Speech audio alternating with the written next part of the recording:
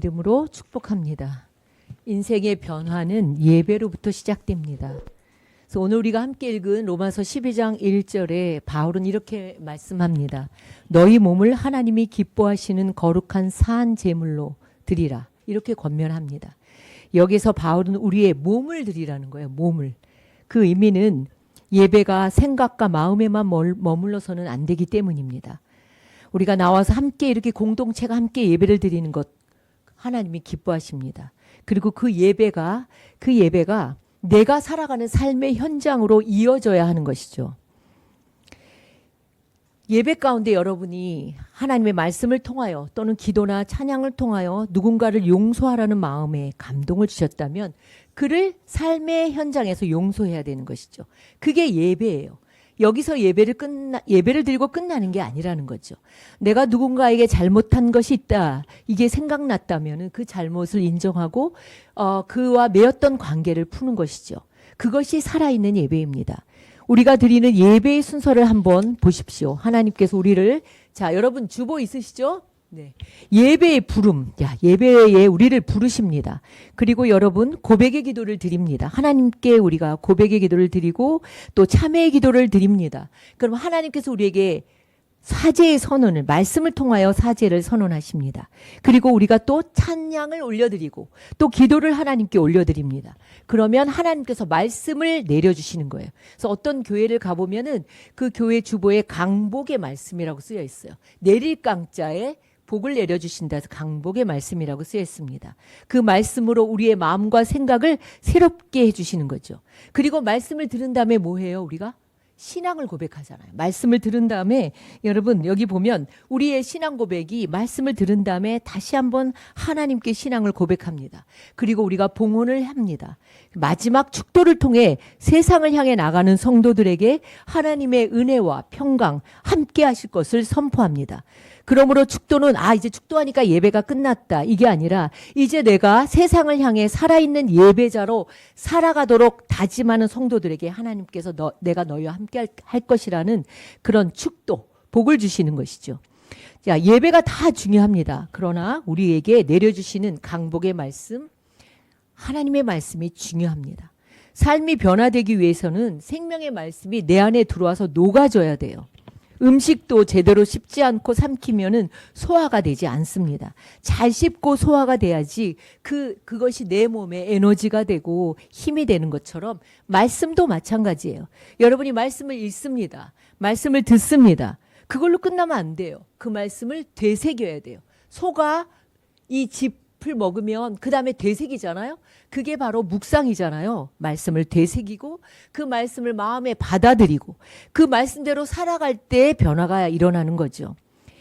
예를 들면 이런 거예요. 용서하지 못할 사람이나 관계가 있을 때 여러분이 말씀이 여러분의 마음 안에 녹아져 있어야 로마서 5장에 보니까 우리가 원수 되었을 때 하나님께서 그 아들을 예수 그리스도를 죽으심으로 말미암아 우리를 하나님과 화목하게 하셨다는 그 말씀이 내 안에 있다면 그 말씀이 내 안에 녹아들면서 나 같은 사람도 그 예수 그리스도로 말미암아 용서를 받고 내가 원수 되을 때 나를 이렇게 불러주셨는데 그 말씀이 녹아들면서 용서가 시작되는 것이죠. 또 빌립보서 4장 6절에 보면 아무것도 염려하지 말고 오직 모든 일에 기도와 간구로 너희 구할 것을 감사함으로 아뢰라고 말씀하십니다. 그 말씀이 여러분의 심령에 들어있다면 녹아들면 염려가 생길 때마다 하나님께 감사하며 기도하는 것이죠. 이사야 41장 10절에 보면 두려워하지 말아라. 내가 너와 함께 할 것이다. 내가 너를 굳세 가리라. 참으로 너를 도와주리라. 이 말씀이 여러분의 안에 녹아들어 있으면 아무리 어렵고 힘들고 두려운 일들이 있어도 믿음의 용기와 담력이 생기는 거예요. 이게 변화인 거예요. 그렇다면 왜 여러분 우리의 마음에 이 말씀이 녹아지지 않습니까? 첫 번째로는 왜 말씀이 내 안에 녹아지지 않을까? 내 생각이 너무 꽉 차 있기 때문이에요. 듣기는 들어도 내 생각이 많아서 튕겨 나오는 거예요. 내 안에 내 생각이 꽉 찼는데 어떻게 하나님의 말씀이 들어올 수 있겠습니까? 또 하나는 내 경험과 판단이 하나님의 말씀보다 앞서기 때문이에요. 내 경험이 맞아. 내 판단이 옳아. 하나님 말씀보다 내 경험과 판단이 앞서기 때문에 하나님의 말씀이 들어와도 내 안에서 그것이 녹아지고 역사하지 않는다는 거예요. 베드로의 순종이 얼마나 대단한 겁니까? 베드로가 어부예요. 예수님은 목수예요. 그런데 밤이 맞도록 물고기를 하나도 잡지 못했지만 예수님의 말씀에 순종할 때 그가 사람을 낚는 어부가 되게 하셨습니다. 큰 일을 맡기신 거죠. 보이지 않지만 크신 하나님보다 눈앞에 보이는 현실을 더 크게 보기 때문에 우리의 말씀이 내 안에 녹아져서 역사하지 않는 거죠. 말씀이 내 안에 깊이 뿌리게 내리게 하는 것, 이게 말씀의 묵상이에요. 자꾸 말씀을 묵상하고 말씀을 되새기고 또 말씀을 찾아보고, 저도 설교를 준비할 때 언제나 그 가지고 있는 그 뭐 주석이나 이런 것도 있지만 에스겔서 묵상하는 책, 그다음에 내가 보는 책, 또 뭐 여러 가지 책들을 보면서 또 이렇게 말씀을 준비합니다. 말씀이 내 안에 깊이 뿌리 내리려면 여러분 말씀을 깊이 묵상해야 돼요. 그리고 그 말씀에 대한 순종이 여러분의 삶의 열매로 맺히게 되는 것이죠. 하나님께서 우리를 구원하신 것은요, 예배자로 살게 하기 위함인 거예요. 예배자에게 중요한 것은 뭐예요? 하나님을 영화롭게 하고 하나님을 영원토록 즐거워하는 것이죠. 하나님을 찬양하는 것이라는 거죠. 이사야 43장 21절에 하나님께서 우리를 지으신 목적을 말씀하고 계십니다. 이 백성은 내가 나를 위하여 지었나니 나를 찬송하게 하려 합니다. 이렇게 말씀하고 있습니다. 찬송은 테힐라예요. 이 원어로는 테힐라, 찬송, 찬양 뭐 그런 거예요. 시편이 뭐예요? 찬송들이죠. 찬송의 책들, 쌈즈라고 하잖아요. 찬양의 책들. 그런데 여기에서 찬양, 나를 찬송하게 하려 합니다. 이거를 잘 그 원어의 의미를 찾아보면요, 그냥 찬송을 노래를 부르는 게 아니에요. 그 뒤에 그 테힐라 사파르라는 게 뭐냐면 나를 구원하신 하나님, 나를 수렁에서 건지신 하나님, 나를 지금까지 인도하신 하나님의 이야기, 하나님께서 구원하신 그 스토리를 내 입술과 삶으로 이야기하고 선포하는 것, 이것이 찬양이라는 거예요. 찬양은 그래서 누구나 할 수 없어요. 찬양은요, 구원받은 나의 그 하나님께서 주신 그 이야기들. 그래서 여러분 찬송도 보면 여기 작사가가 있고 작곡가가 있습니다. 찬송을 작사한 사람들의 이야기를 쭉 보면은 그들이 얼마나 그 어려움과 고통 속에서 하나님께서 함께 하시고 하나님께서 일하신 그것들을 찬송가의 그 가사로 녹여낸 것이죠. 그래서 하나님을 찬송한다는 것은 그냥 노래를 하는 게 아니라 나의 하나님께서 나를 구속해 주신 그 이야기를, 그 일들을, 그 사랑을, 그 은혜를 선포하는 것입니다. 사랑하는 성도 여러분, 그렇다면 예배자의 삶은 어떻게 살아야 합니까? 거룩해야 하는 것이죠. 로마서 12장 1절에 우리 몸을, 너희 몸을 거룩한 사한 제물로 드리라고 말씀하십니다. 거룩이라고 하면 우리는 뭐 목사님이나 뭐 아니면 뭐 이렇게 그런 겉으로 깨끗해 보이고 이런 것이 거룩한 것이라고 생각하지만 그렇지 않습니다. 거룩은 구별입니다. 구별된 삶인 거예요. 내가 거룩하니 너희도 거룩하라. 레위기 19장 2절, 베드로전서 1장 16절 이렇게 말씀하는 것이죠. 이스라엘 백성을 애굽의 노예 생활에서 불러내신 하나님께서는 그들을 하나님의 거룩한 백성으로, 하나님의 예배자로 부르셨죠. 그런데 가나안 땅에 들어가서, 약속의 땅에 들어가서 그들은 점점 가나안의 그 풍습과 가나안의 가치관과 우상 숭배에 물들기 시작한 거예요. 점점 어때요? 그 예배자로서의 삶이 희미해진 거예요. 점점 경계를 허물자 모든 것이 무너진 거예요. 성도 여러분, 거룩함과 속됨을 구별하는 기준이 무엇일까요? 겉으로 아름답고 깨끗하면 그것이 거룩한 것입니까? 예수님이 오셔서 정반대의 말을 하셨잖아요. 아무리 니네가 손을 많이 닦아도 네 속에서 나오는 것이, 이 겉의 것이 깨끗하다고 되지 않는다. 이렇게 외식에 대해서 말씀하셨지 않습니까? 하나님 앞에서의 거룩은요, 우리가 세상 한복판에 다 살아가고 있습니다. 똑같은 일을 합니다. 똑같은 아파트에 살고 똑같이 자녀를 기르고 똑같이 생활을 해도 그 사람의 영혼이, 그 사람의 삶이 하나님의 말씀으로 자기를 지켜가는 것, 이것이 거룩인 거예요. 세상 사람하고 똑같이 나쁜 짓 다 하고 똑같이 하면서 겉모습만 그리스도인이고 겉모습만 나와서 예배드리면 그 하나님께서 기뻐하시는 삶이 아니라는 거죠. 우리가 안타깝잖아요. 그리스도인이라는 사람들이 지도자가 됐을 때 그들이 정말 지도자로서 정말 하나님의 자녀로서의 그런 모습을 나타내지 못할 때 우리가 참 하나님께서 참 슬퍼하시겠다 이런 생각을 하게 되는 것이죠. 우리가 요즘 에스겔서를 묵상하고 있습니다. 에스겔서의 주제가 뭐예요? 거룩입니다. 거룩입니다. 하나님께서 이스라엘 백성들을 부르시고 구별되게 살도록 하셨지만 이들이 약속의 땅에 들어가서 하나님을 떠나고 심지어 백성들뿐만이 아니라 제사장이나 레위인들마저도 다 가나안의 우상을 따르고 타락하고 말았습니다. 그런데 그저께 말씀인가요? 에스겔서 44장 15절에 보면 얼마나 귀한 말씀이 나오는지 몰라요. 하나님이 어떤 사람들의 이름은 기억하고 그들을 따로 부르십니다.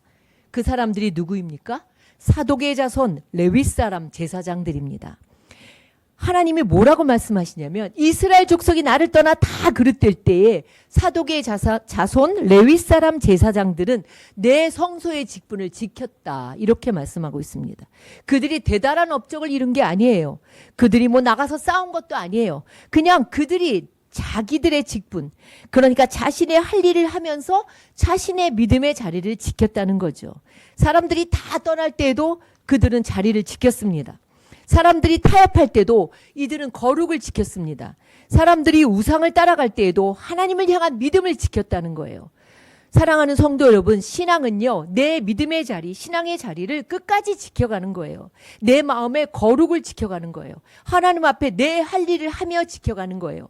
어떤 유혹에도, 어떤 시험이 와도, 어떤 시련이 와도 내가 하나님께 드리는 예배의 자리를 지켜가는 것입니다. 사람은 몰라도 하나님은 보고 계신다는 거죠. 니글의 이팔이라는 그런 단편 소설이 있습니다. 네, 오늘 그 PPT 하는 집사님이 안 오셨네? 네. 니글의 이파리라는 단편 소설이 있습니다. 이 니글의 이파리는요, 반지의 제왕을 쓴 톨킨이란 사람이 쓴 단편 소설입니다. 근데 이제 톨킨이 반지의 제왕이 굉장히 스케일이 큰 작품이잖아요. 그러니까 이 반지의 제왕에 여러 종족들이 등장하는데 그 각 종족마다 고유한 문화가 있고 언어가 있기 때문에 이 톨킨이 그 소설에서 그 문화와 언어를 다 만드는 거예요. 창작하다 보니까 쓰다가 너무 지쳐버리는 거죠. 너무 방만해진 거예요. 감당할 수가 없었던 거예요. 그런데 그때 또 무슨 일이 있었냐면 세계 제2차 대전이 시작되는 거예요. 여러분, 저를 좀 봐주시기 바랍니다. 나부터 이렇게 앉아야 되겠어요. 그죠? 네, 세계 2차 세계대전이 시작된 거예요. 전쟁통이니까 자기 소설을 시작은 했는데 완성하지 못하고 야, 나 이러다 죽으면 어떡하지? 이렇게 두려워진 거죠. 그렇게 이제 걱정과 염려에 사로잡힌 어느 날 그에게 영감이 탁 떠오른 거예요.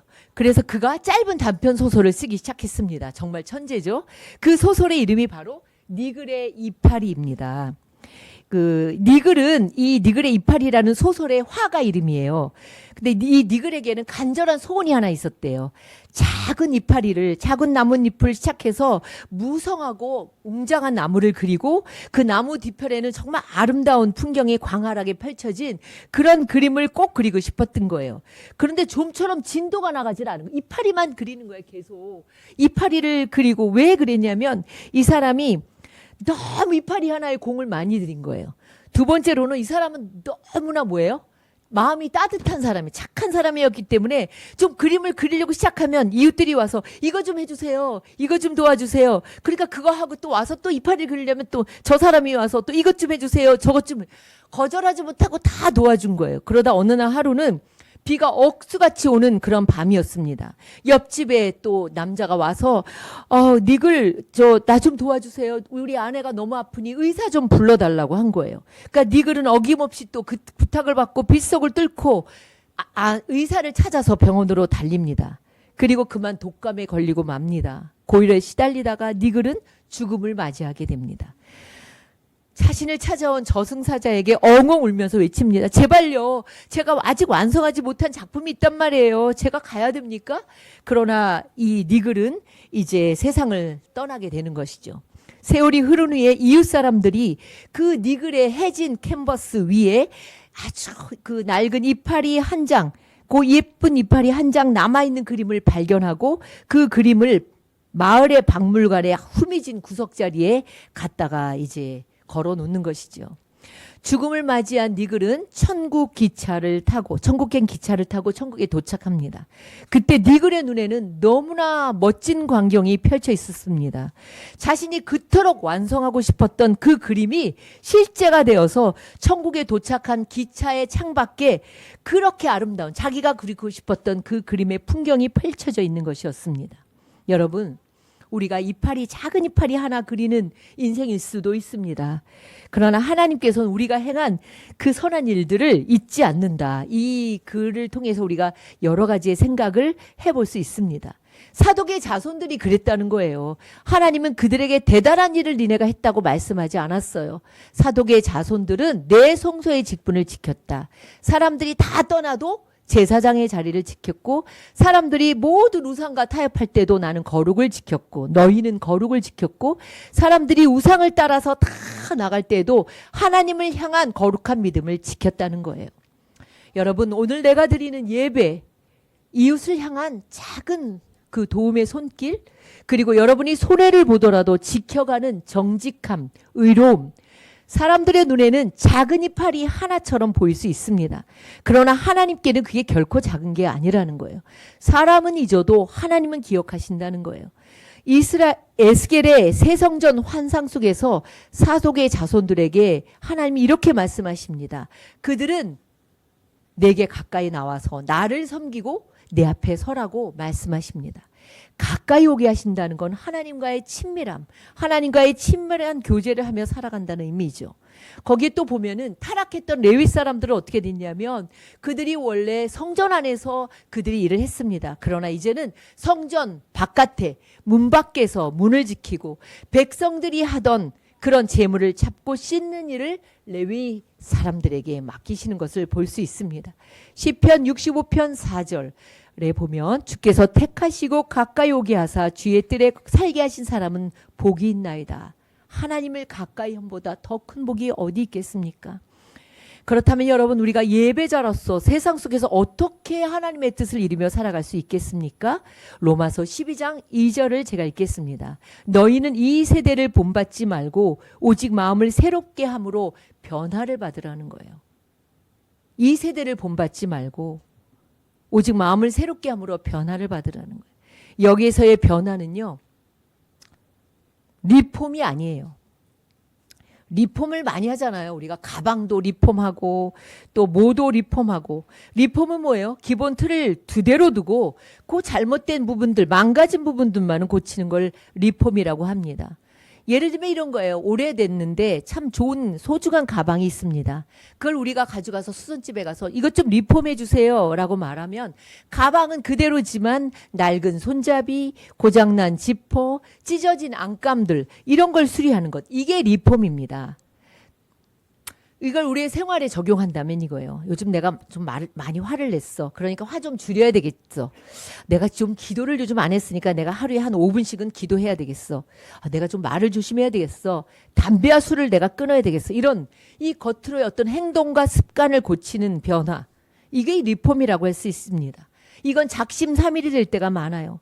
내가 많이 노력해도 어느 순간 다시 돌아가 버린다는 거죠. 복음은 리폼이 아니에요. 여러분, 복음은 리폼이 아니라 트랜스폼이에요. 트랜스폼. 트랜스라는 말을 라틴어 접두에서 왔는데 이건 트랜스 뭐예요? 완전히 넘어가는 거예요. 완전히 다른 쪽으로 건너간다는 그런 말이에요. 우리의 이전의 삶에서 새로운 삶으로 넘어가는 게 트랜스폼인 거예요. 그러니까 가장 이해하기 쉬운 예가 뭐냐면 애벌레가 나비가 되는 것입니다. 전혀 다른 모습으로 변화되는 거예요. 나쁜 행동과 습관을 내가 열심히 노력해서 고치는 것, 이게 리폼이라면 마음이 새로워지면 이전과의 삶의 모습과는 전혀 다른 그 삶의 모습으로 변화되는 거, 이게 트랜스폼인 거예요. 리폼은요, 어떻게 보면 내가 하는 거예요. 내가 나를 고치려고 노력하는 것이라면 로마서 12장에서 말하는 트랜스폼이라는 것은 하나님께서 우리 마음을 새롭게 해주시기 때문에 삶이 완전히 다르게 넘어가는 거죠. 전체가 변화되는 것을 의미하는 것입니다. 사랑하는 성도 여러분, 거룩은요, 마음이 새로워져야 합니다. 마음이 새로워지면 하나님의 뜻을 분별하게 되어 있어요. 이것이 변화의 목적이죠. 신앙생활하면서 우리는 끊임없이 물어야 돼요. 이게 나에게 좋은가가 아니라 하나님 보시기에 이게 정말 좋은 것입니까? 이게 나에게 유익한 것이 아니라 하나님, 이것이 하나님을 기쁘시게 하는 것입니까? 이렇게 계속 물어봐야 되는 거예요. 마음이 새로워진 사람은 질문이 달라지는 거예요. 송영원 목사님이 쓰신 성령의 공동선이라는 책이 있습니다. 이 책이 되게 좋습니다. 이 책에서 이렇게 말해요. 은혜와 특혜는 다르다는 거예요. 하나님께서 아브라함에게 복을 주신 것은 아브라함 너 혼자 잘 먹고 잘 살라고 주신 특혜가 아니라는 거예요. 그를 통해서, 너를 통해서 모든 민족이 복을 받도록 하기 위한 은혜였다는 거예요. 특혜는 나에게서 멈춰요. 그러나 은혜는 나를 넘어서는 거예요. 이게 공동선입니다. 이것이 변화받은 사람의 삶이고 하나님이 기뻐하시고 선하시고 온전하신 뜻이라는 거예요. 배타성과 거룩은 그래서 다른 것입니다. 내게 주신 재능, 내게 주신 은사, 내게 주신 건강, 내게 주신 지식, 또 나에게 허락하신 또 이렇게 복음, 교회, 물질, 이것도 다 내 것이라고 움켜쥐는 순간 그것은 사유화가 된다는 거죠. 그러나 하나님께서 주신 선물이기 때문에 이것을 흘려보내야 되는 거예요. 생명을 살리는데 흘려보낼 때 그것이 바로 하나님이 기뻐하신 일이 되는 것이죠. 창세기 12장 아브라함에게 하신 하나님의 말씀을 잘 들어보십시오. 내가 너에게 복을 주고 그래서 천하 만민이 너를 통해서 복을 받는, 너는 복이 될지라 보다는 복의 근원이 될지라라는 말씀의 의미가 더 쉽게 우리가 이해할 수 있습니다. 복을 받는 사람에게서 끝나지 말라는 거예요. 그 복을 흐리게 하는 사람이 되라는 말씀이죠. 구원받은 나 때문에 내가 복을 내보내는, 내 가정이 살고 내 주변이 살고 내 곁에 있는 사람이 살아나는 것, 이것이 하나님이 기뻐하시는 뜻이라는 거예요. 하나님의 선하신 뜻은 그래서 하나님의 은혜를 받으면 그 은혜를 내가 딱 간직하고 있는 특혜자가 아니라는 거예요. 그 은혜를 뭐예요? 흘려보내는 통로가 되는 사람이 되라는 것이죠.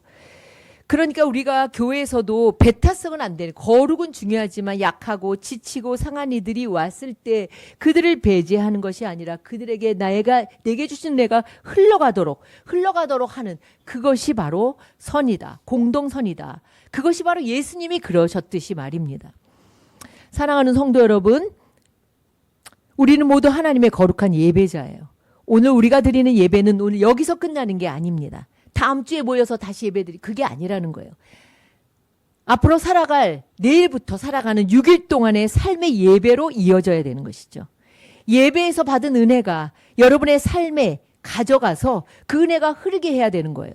예배에서 여러분이 부른 찬양이 여러분의 입술과 삶 속에서 구원의 이야기로 흘러가게 해야 되는 것이죠. 어디서든 복의 근원이 돼서 다른 사람들에게 하나님의 은혜와 복을 흘려보내는 통로가 되어야 된다는 것이죠. 그것이 하나님께서 기뻐하시는 거룩한 예배자로서의 삶입니다. 그렇게 살아나기 위해서 오늘도 우리에게 주신 믿음을 지켜가고 내 작은 자리에서 나의 삶에 하나님이 주신 은혜를 지켜가는 사독의 자손처럼 살아가는 저와 여러분이 되셔서 하나님께서 기억하시고 하나님이 기뻐하시고 하나님이 가까이 부르시는 하나님과 친밀한 그런 여러분의 삶이 되기를 주님의 이름으로 축복합니다. 사랑의 하나님, 감사드립니다. 오늘도 거룩한 예배자로 우리를 불러주셔서 감사드립니다. 사독의 자손 레위 사람처럼 거룩한 하나님의 소명의 자리를 잘 지켜가게 하시고 하나님께서 기억하시는 성도들이 되게 하여 주옵소서. 우리가 세상의 한복판에 살아가지만 거룩한 하나님의 백성으로 우리의 마음을 지키고 생각을 지키고 행동을 지켜가는 주님이 기뻐하시는 그런 삶을 살도록 주님 도와주시기를 간절히 기도합니다. 우리 주 예수 그리스도의 이름으로 기도드립니다. 아멘. 사도신경으로 신앙 고백하시겠습니다. 나는 전능하신 아버지 하나님 천지의 창조주를 믿습니다. 나는 그의 우리 주 예수 그리스도를 믿습니다. 그는 성령으로 잉태되어 동정녀 마리아에게서 나시고 본디오 빌라도에게 고난을 받아 십자가에 못 박혀 죽으시고 장사된 지 사흘 만에 죽은 자 가운데서 다시 살아나셨으며 하늘에 오르시어 전능하신 아버지 하나님 우편에 앉아 계시다가 거기로부터 살아있는 자와 죽은 자를 심판하러 오십니다. 나는 성령을 믿으며 거룩한 공교회와 성도의 교제와 죄를 용서받는 것과 몸의 부활과 영생을 믿습니다. 아멘. 찬양하시면서 하나님께 봉헌하시겠습니다.